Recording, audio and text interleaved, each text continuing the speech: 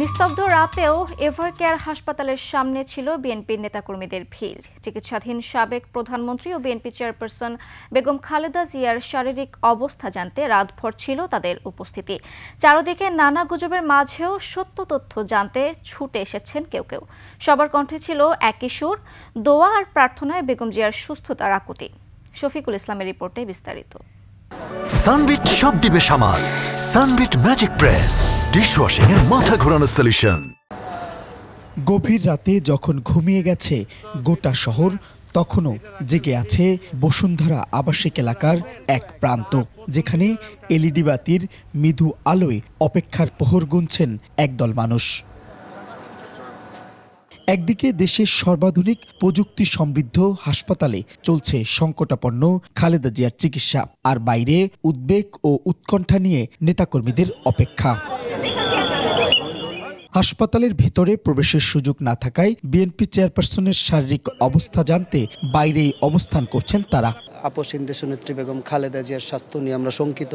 আমরা আসলে রাতে ঘুমাতে পারছিলাম না কেউই। আসলে সেখান থেকে আমাদের এখানে ছুটে আসা। সবসময় দোয়া করি আল্লাহর কাছে যেন আল্লাহ যেন ওনাকে হায়াতে দান, আমাদের মাঝে ফিরে দেয় সুস্থ হিসাবে। দল থেকে যেটা বলা হয়েছে এটা ওনার শারীরিক যেই নিরাপত্তা বা বিভিন্ন সমস্যাজনিত কারণে, কিন্তু হৃদয়ের যে একটা টান, এই টানের কারণেই আসলে মূলত চলে আসা। সাবেক প্রধানমন্ত্রীর সুস্থতা কামনায় দোয়া চাইছেন নেতাকর্মীরা, গুজব প্রতিরোধে তুলে ধরছেন নিজেদের মতামত। ম্যাডামের স্বাস্থ্যের খোঁজ খবর নেওয়ার জন্য এখানে আসছি। দূর থেকে আমরা যেটা শুনতে পাই, বিভিন্ন সময় বিভিন্ন সোশ্যাল মিডিয়ার মাধ্যমে কিছু গুজব ছড়ানো হচ্ছে ম্যাডামের নামে, তো এইটা আসলে আমাদেরকে অত্যন্ত বিভ্রান্ত করে। মেডিকেল টিমের প্রধান উনি আমাদেরকে জানিয়েছে নেত্রী ভালো আছে, চিকিৎসা নিতেছেন, কিন্তু আমাদের জনগণের কাছে আবারও একটু যদি 2 ঘন্টা পর জানানো যাইতো যে নেত্রী এই অবস্থা আছে, এই অবস্থা, আপনারা ধৈর্য ধারণ করুন, দোয়া করুন, তাহলে আমাদের মনটা একটু শান্তি হতো। আপনাদের মাধ্যমে হোক বা কিছুক্ষণ পর পর ভিতর থেকে একটা লোক আসে, যার মাধ্যমে হোক, যে তার সরাসরি একটা খবর নিজ থেকে শুনবো। এই জন্য অন্তপক্ষে প্রতি 1 ঘন্টা অন্তর অন্তর আমাদের নেত্রীর কি হয়েছে সেটা যেন বাংলাদেশ জাতীয়দের মিডিয়া সেল থেকে অবশ্যই হয়, তাহলে এই গুজবটা বন্ধ হয়ে যাবে।